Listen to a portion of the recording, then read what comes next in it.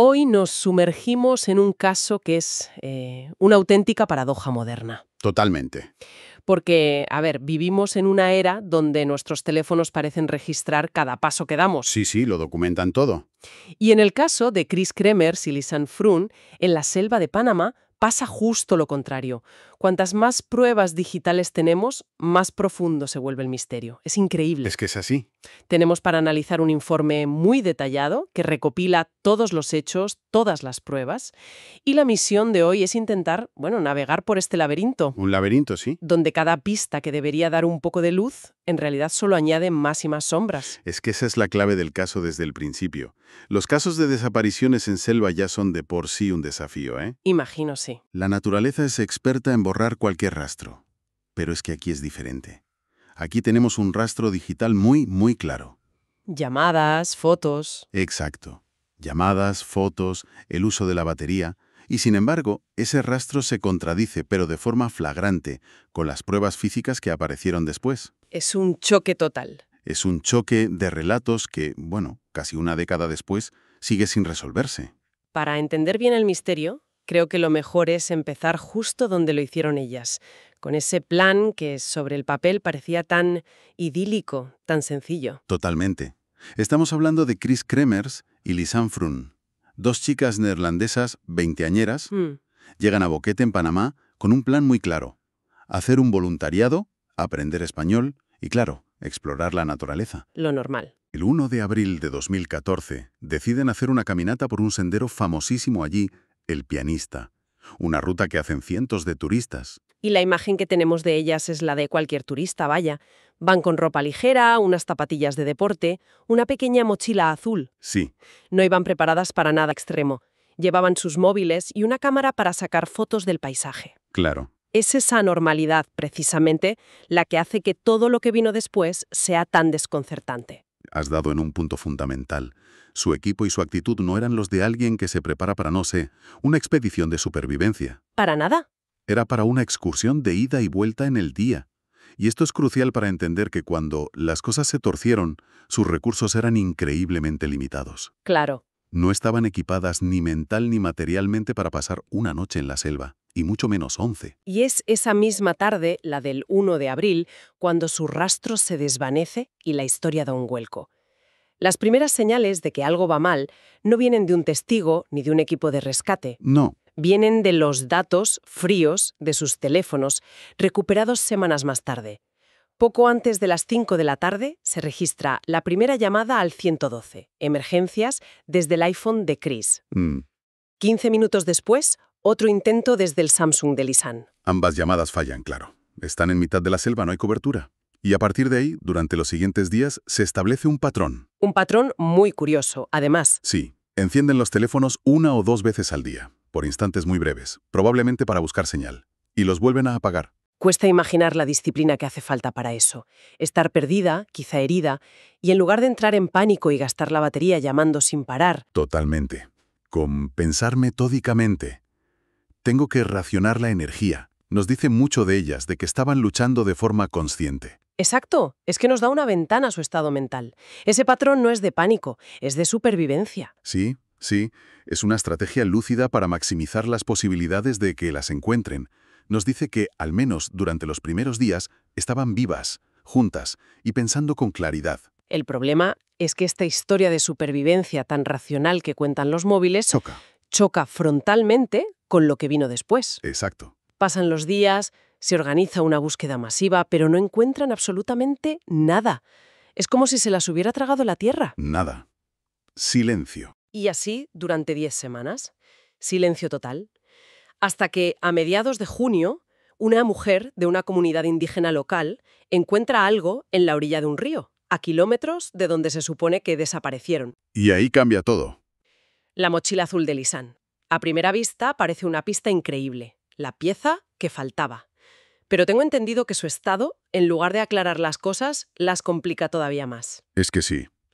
¿Qué es lo que no cuadraba? Pues casi todo, para ser sinceros. Piensa que estamos hablando de la temporada de lluvias en una de las selvas más húmedas del mundo. Claro.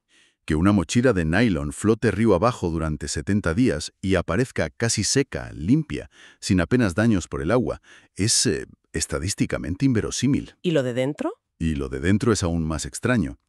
Los teléfonos, la cámara, los pasaportes, $83.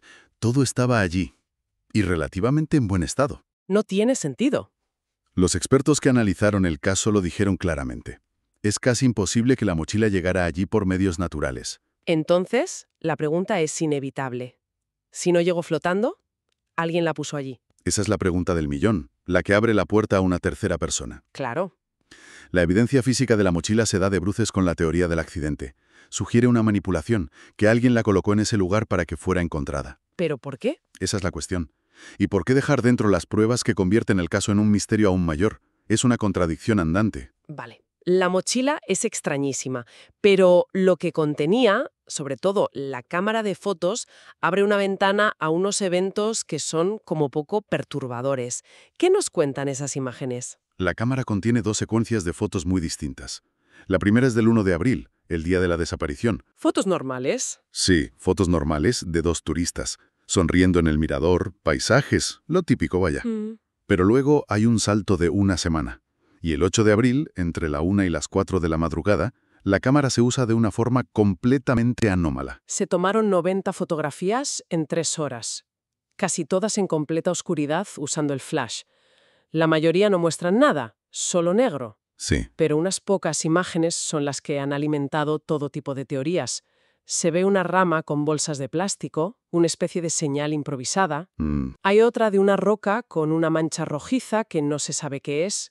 Y luego está la más inquietante. La foto de la parte de atrás de la cabeza de Chris. Es una imagen tomada desde muy cerca, casi desde el suelo, que enfoca su pelo. Es la única foto de esa secuencia en la que aparece una de ellas. Y es absolutamente desconcertante. Muchísimo. Pero, ¿qué sentido tiene tomar 90 fotos en mitad de la noche? Si era para iluminar el camino, ¿por qué tantas y en la misma zona? Claro. Y si era para señalar su posición, ¿no es un gasto de batería enorme y poco efectivo? Ahí están las 2 grandes interpretaciones. La visión más optimista, si se puede llamar así, es que estaban intentando usar el flash como una linterna intermitente. Para orientarse. Para orientarse o para hacer señales a un hipotético equipo de rescate. La foto del pelo de Chris, en este escenario, podría ser un disparo accidental mientras intentaba fotografiarse una herida en la cabeza, por ejemplo. Ya. Pero la otra interpretación es mucho más siniestra. Que no estuvieran solas. Exacto. Que el flash no fuera para ver, sino para iluminar algo que las acechaba en la oscuridad. O que las fotos fueran un intento desesperado y críptico de dejar un mensaje, de documentar algo. Es que es escalofriante pensarlo. Hay que detenerse a pensar en esa escena. La oscuridad absoluta, los sonidos de la selva de noche y el fogonazo del flash disparándose una y otra vez. Uf. La sensación de angustia es palpable. Y la verdad es que ninguna de las 2 teorías explica de forma convincente por qué 90 fotos. Es que no. Es un comportamiento errático que no encaja del todo ni con la supervivencia lógica ni con un ataque. Simplemente es un enigma. Que hallazgo de la mochila, por extraño que fuera, al menos sirvió para acotar una nueva zona de búsqueda a lo largo de ese río. Y, lamentablemente, poco después empezaron a encontrar restos. Sí, primero apareció una bota de montaña de Lisanne. Dentro todavía estaba su pie y parte del tobillo. ¡Qué horror! Más tarde, río arriba, se encontraron varios fragmentos óseos más, principalmente de Chris. Y aquí el misterio, en lugar de aclararse, se vuelve a enredar con el análisis forense. Porque, de nuevo, las pruebas no cuentan una historia coherente. Entiendo que hubo un gran debate entre los expertos. Un debate fundamental. Tenemos a un grupo de forenses, sobre todo los locales, que sostienen que los restos son consistentes con una muerte en la selva. Descomposición, animales... Eso es. Descomposición por el agua y la acción de los animales carroñeros. El pie en la bota, por ejemplo, podría explicarse así. Vale. Pero el equipo forense neerlandés que viajó a Panamá encontró algo que no les cuadraba. ¿El qué? Un pequeño fragmento de la pelvis de Chris estaba, según sus informes, extrañamente limpio, casi pulido, como blanqueado. ¿Blanqueado? Sí, no tenía las marcas de dientes de animales que cabría esperar. Algunos expertos sugirieron la posibilidad de que los huesos hubieran sido tratados con algún agente químico, como cal o fósforo, para acelerar la descomposición. Madre mía. No se pudo probar, pero la simple sospecha ya es una bomba. Entonces otra vez, la misma historia. Tenemos a un grupo de forenses que dice descomposición natural y a otro que ve indicios de manipulación. Exacto. ¿Cómo es posible que no haya un consenso sobre algo tan fundamental como el estado de unos huesos? Porque la ciencia forense en un entorno así tiene sus límites. La selva lo contamina todo, lo degrada todo. Claro. Interpretar si un hueso está limpio por la acción del agua y el sol durante semanas o por un químico es increíblemente difícil. Pero esa falta de consenso es, en sí misma, una pieza clave del misterio. Ya. Demuestra que la explicación más simple, se cayeron por un barranco y la naturaleza siguió su curso, tiene grietas importantes. Grietas que la versión oficial nunca ha conseguido tapar. Y es que la versión oficial de las autoridades panameñas fue esa: accidente. Se perdieron, cayeron y murieron por las inclemencias del tiempo y el entorno. Pero, como hemos visto, esa conclusión deja demasiados cabos sueltos. Muchísimos. La mochila impecable, las 90 fotos nocturnas, los huesos blanqueados. Y queda un último detalle de los teléfonos que es especialmente raro.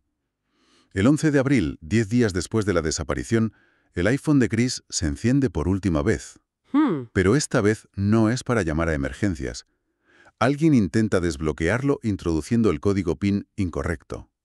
No una vez, sino varias veces. Para esa fecha, según todas las cronologías, es casi imposible que Chris o incluso Lisanne estuvieran vivas y en condiciones de hacer eso. Imposible. Entonces, ¿Quién fue? esa es la pregunta que atormenta a los investigadores y a las familias. Porque ese detalle, más que ningún otro, sugiere la presencia de una tercera persona días después de que, presumiblemente, ellas ya hubieran fallecido. Es que si sumas todo, Si sumas ese intento de acceso al teléfono, la mochila colocada para ser encontrada y las dudas sobre los restos, el escenario de un simple accidente empieza a desmoronarse. no lo descarta, pero No lo descarta, pero lo debilita enormemente. Construye una narrativa alternativa donde alguien más encontró a las chicas o sus pertenencias e interactuó con ellas de una forma que aún no logramos comprender. así que casi una década después volvemos al punto de partida. Un laberinto de pruebas que se anulan entre sí. Sí, tenemos un rastro digital que parece contar la historia de dos chicas luchando por sobrevivir de forma racional y al mismo tiempo pruebas físicas y digitales que apuntan a un caos inexplicable y a la posible intervención de un tercero. Es un caso sin una solución satisfactoria. Cualquier teoría que intentes construir se topa con una prueba que la contradice. Es frustrante. Si dices fue un accidente, tienes que explicar la mochila y los huesos. Si dices fue un crimen, tienes que explicar por qué un criminal dejaría la mochila con los teléfonos y la cámara. ¿Qué son las pruebas clave? Claro, son las pruebas que precisamente incriminan o, como mínimo, complican la historia. No tiene sentido. Al final, nos quedamos con una historia que es profundamente inquietante, no solo por lo que pasó, sino por lo que no sabemos. Exacto. La versión oficial, la del accidente, es la más simple, pero deja un regusto a incompleto, a que falta una pieza clave del puzzle. Y creo que esa es la reflexión final que nos deja este caso, volviendo a la paradoja con la que empezabas. La historia de Chris y Lisanne nos demuestra la fragilidad de la verdad, especialmente cuando la naturaleza y quizás la mano del hombre se esfuerzan en borrar las huellas. Ya. La pregunta que queda flotando no es solo ¿qué les pasó?, que es la obvia. La pregunta más profunda es ¿cómo es posible que un rastro digital tan detallado, llamadas, fotos, patrones de uso, en lugar de darnos una respuesta clara y definitiva, Ha creado un misterio todavía mayor. haya sido capaz de crear un misterio aún más oscuro y impenetrable? Es la prueba de que a veces tener más datos no significa tener más claridad. A veces solo significa tener más preguntas.